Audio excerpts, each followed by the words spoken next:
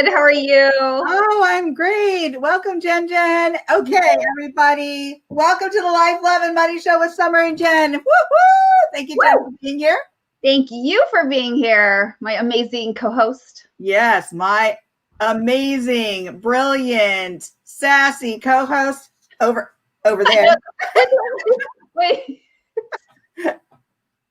Wait, there's my thumb. There, over there. Yeah. The reason why we look like lame is because the camera inverts, so sometimes you don't know which way you're pointing. It's the opposite sometimes. Yeah, absolutely. So you're looking fabulous today. What do you use for that hair? Suave. I'm so frugal. Oh my gosh, I am beyond frugal. It's crazy.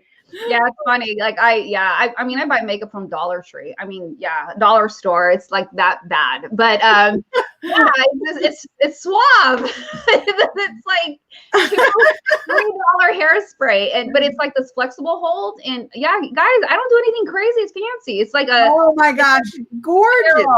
Yeah, my other friend, she's like, oh, it looks like you're a Pantene commercial. But seriously, Pantene Suave. So you're a Suave user. I love my Bare Minerals. Bare Minerals. Yes. So simple. They work. All right, folks. Yeah. Okay. Enough about the fanciness here. So the Life, Love, and Money. If you haven't been here, it's all about life, love, and money matters. And we are here every Thursday just for you. It's 30 minutes of free coaching.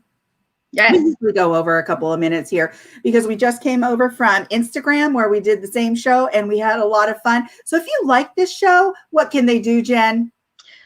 Oh my goodness. It would mean the world to us. If you can go over to our YouTube page, the Life, Love, Money Show, Summer and Jen on YouTube, and subscribe, get the notification bell on. So anytime we upload an episode, especially if you missed it, you can catch all the replays here. Today's episode is the 17th one. We started back in September.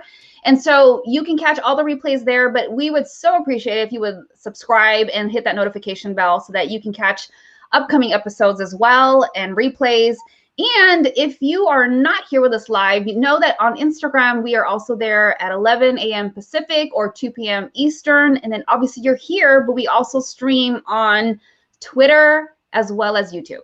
Yes. Yeah. Twitter, YouTube, multiple Facebook pages. Right now, we're streaming on 8 different platforms. I mean, pages. So on 3 different platforms, 8 different pages. That is a lot, folks. So if you have questions for us, we want to answer your questions. So DM us your questions here on Facebook at the Life, Love, and Money Show with Summer and Jen. You can go over Twitter or you can go over the Core Women Instagram page. So let's get right into this, Jen, because we have 2 amazing questions that we were. Oh, yes.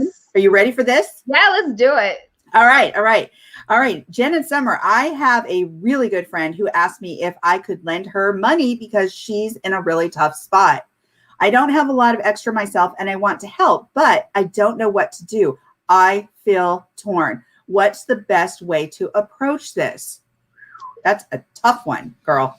Yeah, we at some point in time are going to encounter this specific scenario. It sometimes is not even just a friend. It could be a family member. Right. It could be your own parents or children. Granted, if your child is a minor, that's a whole situation. That's you being a parent. We're not talking about that. You have those financial responsibilities. But when you are faced with that situation of somebody hitting you up for money, there are 2 things when it comes down to. You need to ask yourself, if you decide to say yes and let this person borrow this money, you need to ask yourself, do you have the money to part with? Because sometimes there are going to be these things that come up. And then if you haven't done your budget, if you don't know what your financial responsibilities are, could be you can put yourself in a situation where now you're not able to take care of your responsibilities. And I've seen it. You might think this is like, seriously? No, I have seen this where people like, well, I let my friend borrow the money and they said they were going to pay me back by next week. And now this person can't pay electric. They can't pay a credit card bill that's due. And you would think it was such common sense, but I'm telling you, there is this archetype where we call like the martyr. And the martyr is somebody who's so giving, so caring, but it's almost to their detriment that they put themselves in a much worse situation. And so we want to help the friend or whoever is asking for the financial help. But then if you're not even taking care of yourself, now you're in a bigger problem, a bigger situation where you're not taking care of your financial responsibilities and obligations. I mean, heck, especially if you have a family and you're not taking care of food and rent and mortgage and things like that, it could be really, really bad. And so you have to ask yourself, do you even have the capacity to give? And so that's the first thing you need to ask yourself. The second thing is, the best advice I can give to you is that you just consider this a donation, a gift. I think that's probably the cleanest thing. If you can do it, if it's within the budget, if it's within the means that you, with what you have, you need to ask yourself, hey, you know what? Can I part with this money? And if I do decide to give this money to help this friend out, I'm going to consider it a gift. Because let me tell you what happens. And I've seen this so often. And I'm going to share with you a story later on that happened to me personally. But what ends up happening is, if you don't handle this like a business transaction, things can go awry. Especially, this is the problem I see with this whole scenario. You give the money, right? But then you didn't talk about the terms. Think about this. Ooh, that's good. Right? You didn't about the terms. And the thing that's so crazy is when you go get a car, when you try to get financing for a car, if you've ever gone through the home buying process, look at all the stuff you got to go through. Yeah, granted, that's like on a scale of hundreds of thousands of dollars, but look at the stuff that you got to go through to prove that you have the money, to prove that you are within good faith, and all these things that come into play. You got to go through all these hoops. But you don't do that when you're lending money to somebody. You just expect them to pay it back. You just expect it to, like, oh, they're good for it. And now sometimes you would think that, but I'm telling you, money is a weird thing. It's very emotional. And so depending on how close you are to this person or not, it doesn't even matter. People get into weird situations. Money changes people. It can change people. And because you're not a lender, because you don't have the power or capacity to mess up their credit score, them trying to get the money back to you may not always be a priority. Right. That's the hard truth of it. Yeah, and so absolutely. Right. And if you don't put them through, I'm not saying you know, Summer and I were laughing about, if you are a Dave Chappelle fan, you might remember the episode of him having a contract for sleeping with somebody. Sometimes you need to create a contract before you let somebody borrow money. Right. It's so true. Let me give you an example here really quickly. Do you mind if I jump in here? Please. Okay. So when I was in college, I had a car. I sold my car before going off to college because I really didn't need it.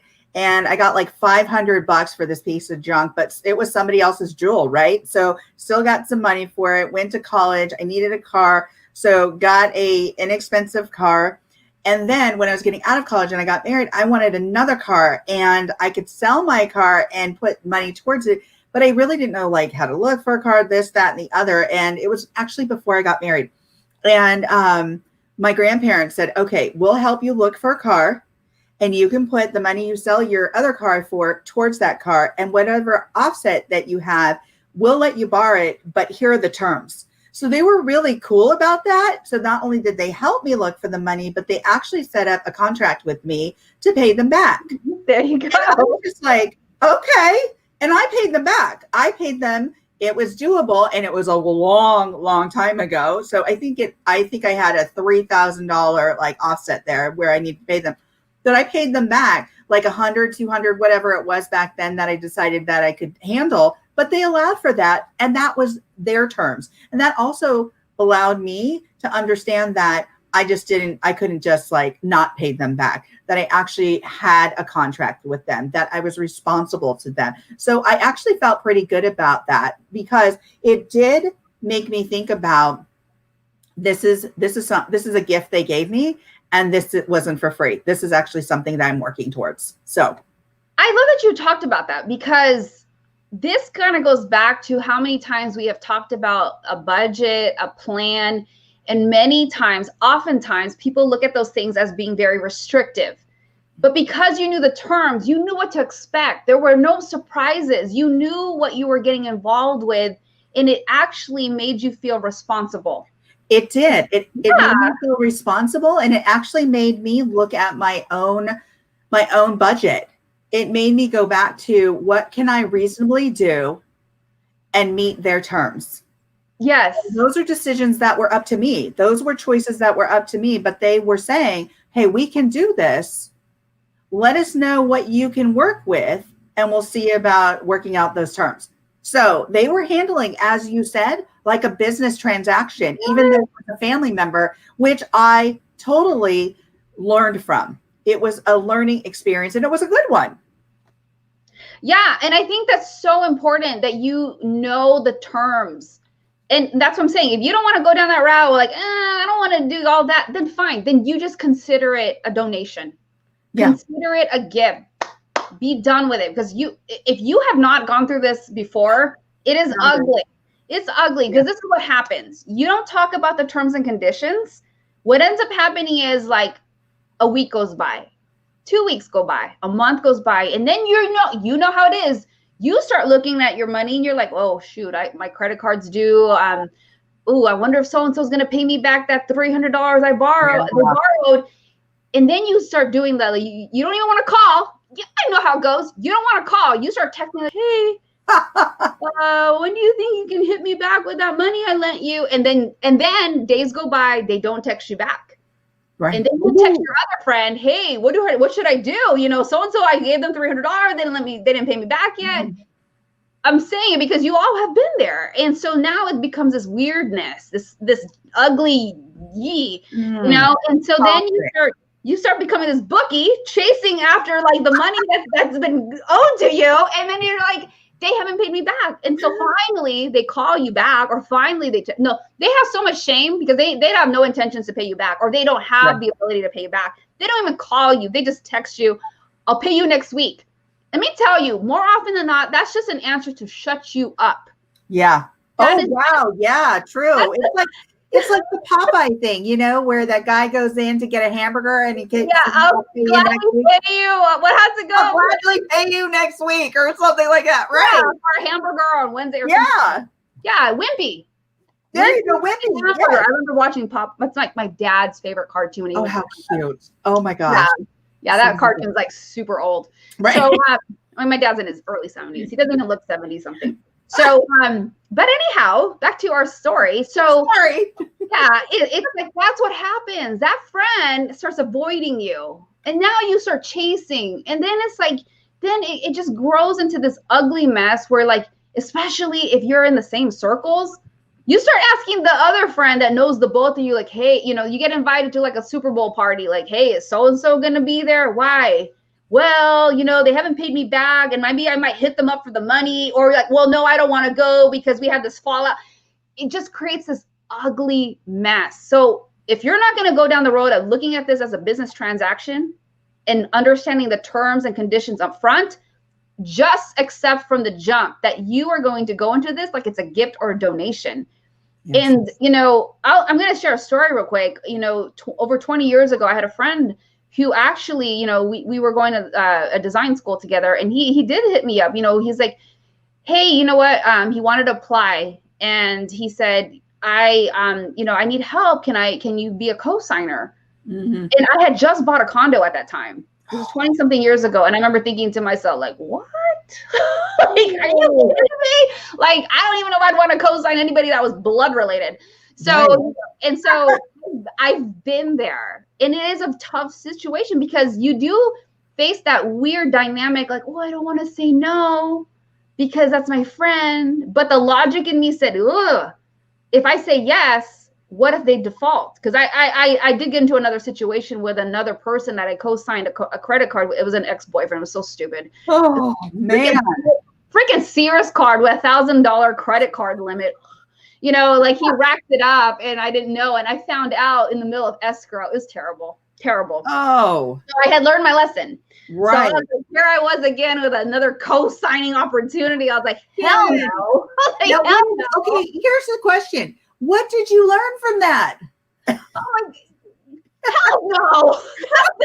I learned. At that point, you know, when you do something like that and you co-sign on a credit card, then you're looking at impacting your own credit. It's like not just about money, it's about poor relationships, strife in that relation. I mean, there's so much that can.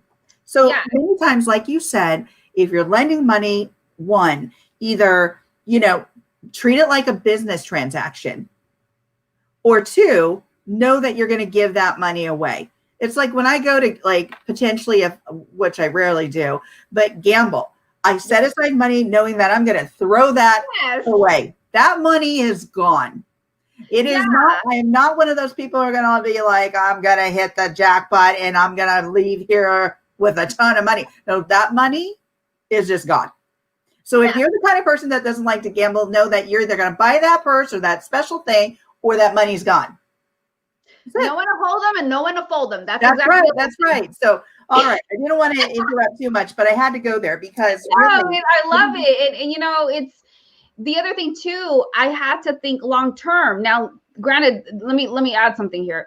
That design school at that time, mind you, this is 20 years ago. So factor in inflation. At that time, it was 11,000 per term.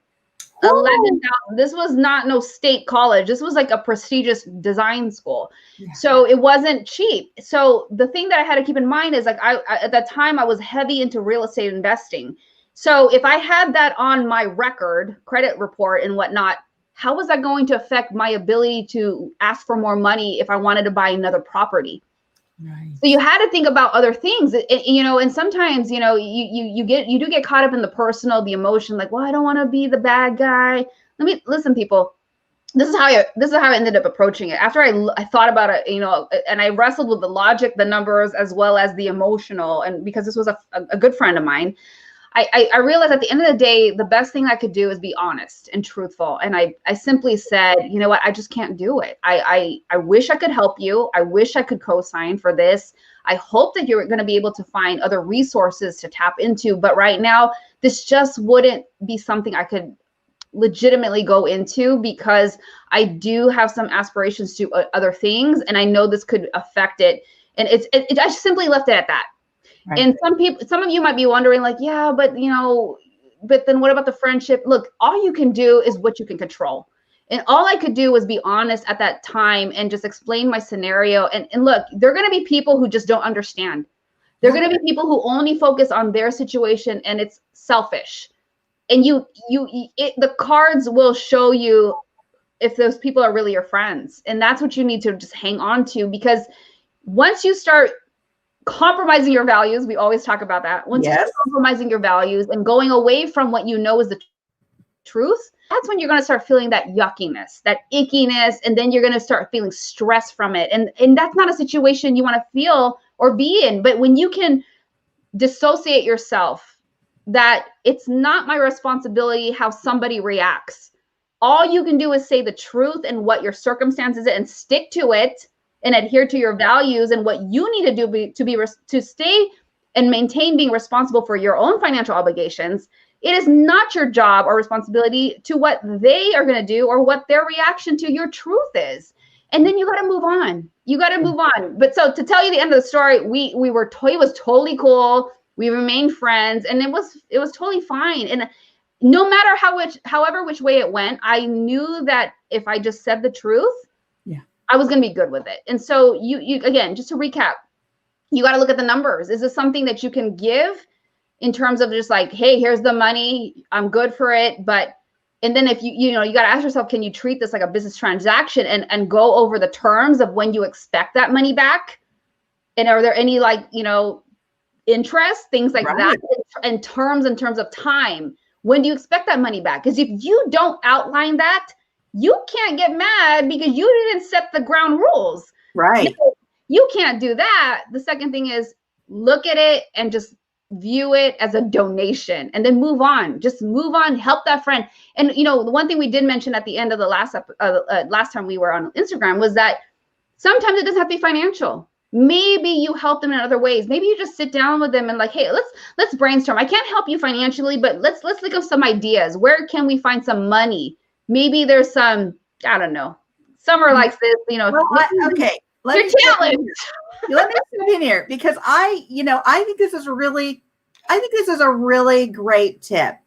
You absolutely can offer your time, effort, and energy in relation to helping this person kind of figure out some resources to support them. And that resource, they may be borrowing the money because they need to pay rent. They may be borrowing the money because they need to pay off a credit card or pay a monthly fee on a credit card. The resources, your time, your energy, your effort that you put into sitting down with that person and researching like some of the things they can do makes them responsible. But it asks them to buy into the responsibility of not just asking for money, but figuring out a solution for their problem. And when you have to do that, that sets them up for success. That helps set somebody else up for success. So I would, if you're going to give anything, as Jen said, make it a business transaction. If you're going to give it away and just know that you've given it away. That's what I do a lot of times. I'm like, okay, you need this. I'm going to slap down 300 and boom, we're done. Like, I just don't even expect it back. Like, yeah, it's out of my mind. Right. And then the third thing I think too is offering your time, effort, and energy, and know that that time, effort, and energy is value. That is of value, and you're providing value. And when they're invested in finding a solution, you're inviting them into that realm of solution focused, energy and time. And so that they'll be able to find something that actually works for them without asking for money from their friends or family. Yep. Great points, because sometimes people will feel like, well, I want to help. I don't want to leave them hanging. Well, it doesn't have to be financial, especially if you cannot do it. Yeah. Stop feeling that you have to help only in a financial way. It doesn't have to be that way. So, yes. Okay. But anyhow, let's go on to the second question. We've got a life and love question here that's gonna, this is a little touchy. Okay, so are you ready for this one, folks? This one is, Summer and Jen, I have been having long conversations with an old boyfriend and I'm married. It has been years since we've seen each other. Would you consider this cheating on your significant other? Okay, let me take a deep breath for this one. Or let me swallow for this. Jen, you should be laughing all the time. Okay. So I laugh at everything. And thank you for asking. Don't get me laughing, girl. Oh my God. Okay, here.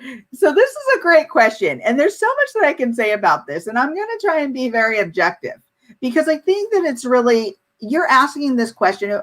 The person that asked this question is asking this question because they already feel something about it. They already have a thought or a preconceived notion about what they're doing. So I would ask yourself, what is your relationship with this ex? It's been a long time since you've connected with each other. And what is your intention? You're married, and the more frequent, and I will say this, you're married and the more frequent, and this studies have shown this, the more frequent your conversations with an ex could lead to an emotional attachment. It is just human nature. It is natural that as we connect with people and we nurture that relationship, we are taking away from the commitment, which is the marriage. We are also nurturing a relationship with that other person, meaning that you become closer. And a lot of people, like in our last segment on Instagram, they went directly to like, oh my gosh, if it's sex, yeah, you're actually cheating. Hold up a second. It's like that emotional connection can sometimes be even stronger. I think it's more dangerous. I think so. Yeah, because quick segue. Like, sure. Sex is just a physical thing. Right. But when you have the emotional, it's just way more dangerous because it's so grounded in that deep connection. That's actually more dangerous than, I just, hit it one time and left. That's right. Because we've been in these situations where, when you're younger, or when you like don't have your, kind of your situation clear about what you want from this relationship, or what you're looking at, your own values. Again, I go back to your values. Like, what do you value in that person? But even when you go into like the actual physical aspect of that, that's fine, whatever. But it's after that you're thinking, oh my gosh, this person hasn't called me. Oh my gosh, why aren't we talking anymore? Oh my God. And that's where that emotional connection is. And that's the same with talking. The more you talk, the more you invest in this relationship, the more time you spend. This person says long conversations, which in fact means that that's a lot of time spent away from investing in that committed relationship. So that's one of my points. But my other point is, if you were to tell your spouse about these long conversations, what do you think your significant other's response would be? And that's something to ask yourself. What do you think your significant other's response would be? My other question is, ask yourself, how would you respond if your significant other was doing that to you? I mean, I think that's really important and critical, because it's not just about do unto others as you would do, to yourself, or what. It's the platinum of like, how do you want others to feel, and how do they feel more so about this action? So, think about those questions. My other question is, how do you actually feel about long conversations, and what is your intention as the relationship continues? Are you looking at this person to be a second, in regards to like always being that second somebody to fall back on, finding like emotional support? Are you looking at that person to like be your escape? Are you looking at that person as, okay, we're just friends? And are you clear about the boundaries with your ex? Because if you're taking long periods of time to have these conversations, even if they're small conversations and multiple ones, say you guys are calling throughout the day, there's a connection. I know that Jen and I have these calls throughout the day and we're friends, but that connection that has grown because of these small calls. Yes. Oh my gosh. And I just want to pause real quick. One of the quotes I was mentioning earlier was that, and I love this one. I got this from a dear friend of mine. What you focus on expands. And so what Summer is saying is, the more time and the more times you send a text here, like a, hey, what's up? And you are putting and pouring all your energy into that. So my question too is like, Summer was posing the question on you, is that person an escape? Because this is the danger. You're nurturing that old boyfriend. And so now you don't go to your husband anymore, your significant other, your spouse, your partner, whatever the case. And so if you can't even go to that person, that's something else that you got to be, evaluating. Like, why is it that you can't go to that person? Because now you're going to this ex-boyfriend. And so now, I was having this conversation with somebody, and Summer who it is. And it's like, I don't want to be in a situation where I can't go to you for everything. I don't want to ever feel that I got to go to a friend and, get the consensus from the public first. I need to be able to feel like I can go to you first. And that's the danger in what this whole scenario is painting, is because now you can't even go to your spouse. That's a slippery slope that you continue to nurture this ex-boyfriend. You're in effect indirectly destroying and directly destroying your relationship and your marriage. It's just a matter of time where this can just completely blow up in your face. So this is why, I love that she said, is this person an escape? Right. Is this person an escape? Is he your second? And as Jen said, which she makes a really great point, is the more you invest in somebody else, you're disconnecting more with the other person, that committed relationship, that person you're committed to.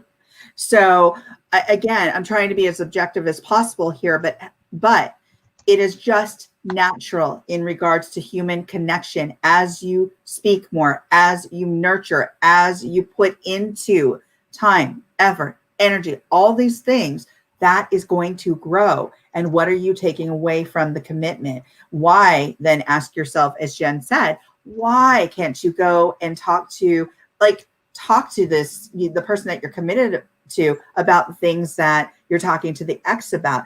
And is that ex that sounding board? Is that person somebody that you trust? Is that somebody that is going to keep what you have to say confidential? I mean, And if not, how is that person going to intervene in your committed relationship? How are they trying to separate that relationship?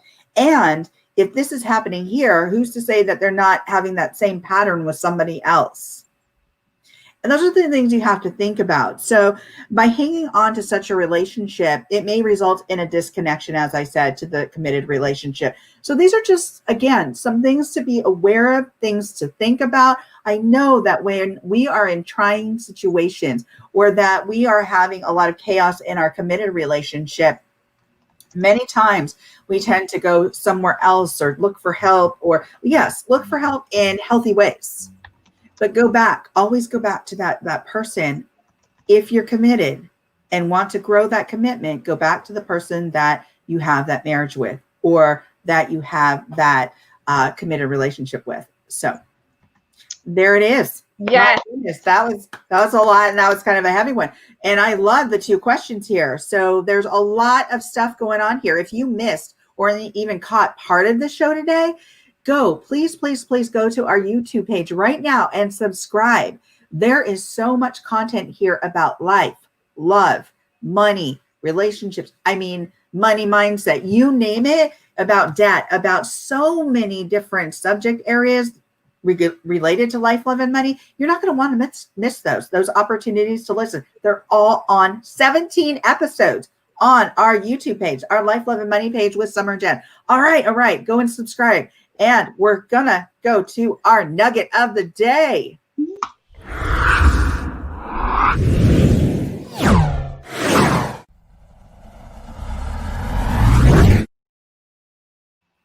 I love that. Thanks. I do too.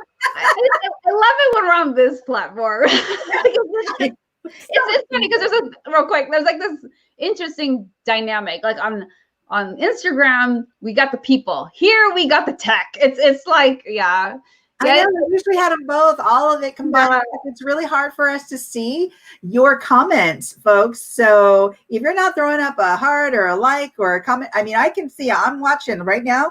I'm watching Facebook, our pages on Facebook. I'm watching Twitter, and I'm watching Jen. So it's like we're doing a lot as we're going along here. I call it the 5-ring circus. Ever since like I had to dive into more than ever the virtual world when it comes to these types of things, it's like I call it the 5-ring, not 3, 5-ring circus. Totally. Yeah, I'm telling you guys, have some grace when you watch people.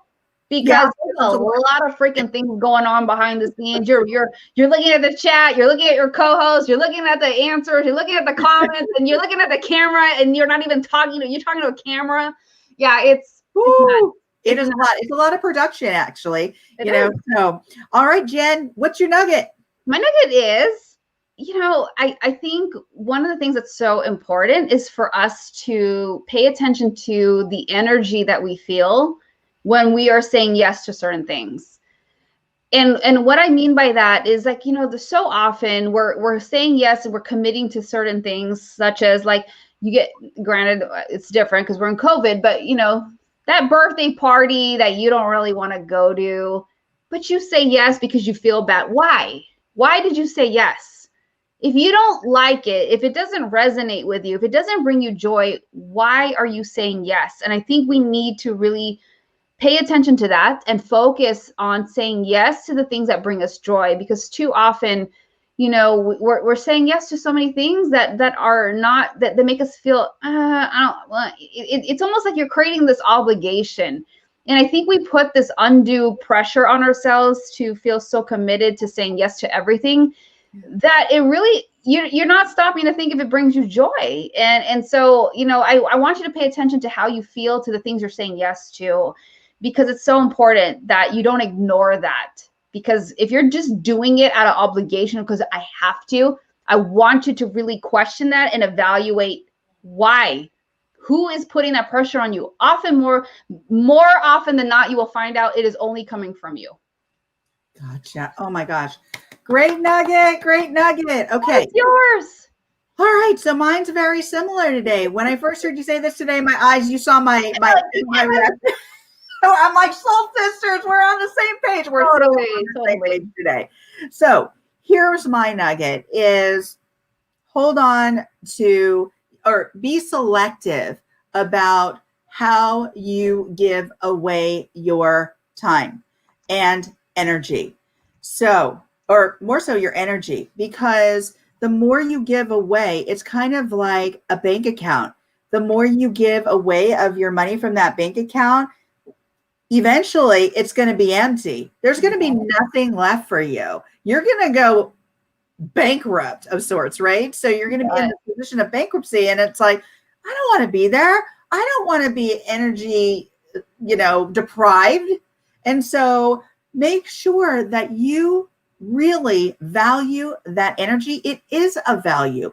The more it's worth something, it's worth a lot. So to say yes to people, that means you've made that decision to actually sit there and give of yourself and your time and your effort and your energy. That is a value. Don't ever devalue that, because that means you're taking something away from yourself. I love that. But I also think that's giving back to community too. But be selective. What I'm asking you to do is be selective about how you give your energy away. Make sure that your bank account of energy continues to be full. I love that. And I know we can go over because we're on this platform. I know, right? I do want to add to that. I love that analogy of the bank account, because I've seen that where we call it the emotional bank account. Yeah. And you're absolutely right, Summer.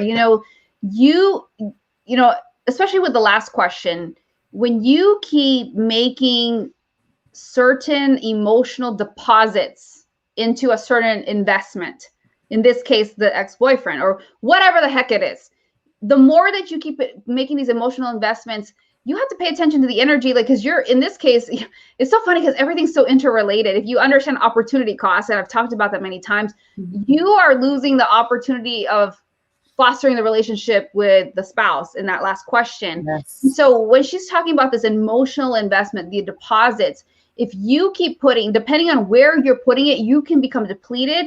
And that piggy bank of the emotional deposits is going to be depleted. And that's what she's talking about. You're going to become bankrupt. And it's so true. We will run out of that energy. And then you're going to wonder, like, what the heck happened? Because you didn't stop. You didn't stop and pause to really evaluate that you weren't intentional with the time, effort, energy, and Summer loves this word, talents. You weren't intentional. You weren't intentional about where it was all going. And then you just wake up one day and be like, what? I'm so tired. I don't even know myself anymore. I feel lost. It's because you kept running instead of just stopping and wondering, where are you investing all of this stuff? Yeah. And I love that, Jen, because we really do. We need to understand our energy bank account, and really making sure that we invest in it, number one, and that we maintain it, number two. Number three, if we are going to do a deposit or a withdrawal, making sure that, like in your first question, if you're going to do that withdrawal, making sure that that's something you want to give away, because seriously, you may not get it back. You most likely won't get it back, especially when it comes to energy. Absolutely. So yes. All right, everybody. We're going to close out here with the Life, Love, and Money Show with Summer and Jen. We'll be back next Thursday. Again, what time? It's going to be 11:45 a.m. on the Pacific Coast and 2:45 p.m. on the East Coast. Make sure to join us. If you have a question, a life, love, or money question that you want us to answer, please DM us on Life, Love, and Money with Summer and Jen on Facebook or Twitter, or at the Core Women page. There you go. All right, let's take us out. Thank you, Jen. Thanks, everyone. Bye. Thank you, everyone. Thank you, Summer. Thank you for watching the Life, Love, and Money Show with Summer and Jen. Dr. Summer Watson is the owner of the production and coaching company Core Women, LLC, is a doctor of psychology, has a depth of experience working in both for-profit and nonprofit in human services and mental health, is a professional coach, seminar host, documentary film producer, and an author. Jen Fontania is a former financial advisor and now a certified money coach, speaker, and has published 6 books. She has worked with organizations such as the Walt Disney Company, Warner Brothers, Target, Goodwill, and the U.S. Air Force. She loves working with women and helps them master their money and mindset to empower them to build the ultimate life without worrying about money. Join Summer and Jen every week as they go live on the Life, Love, and Money Show on Instagram, Facebook, Twitter, YouTube, and LinkedIn.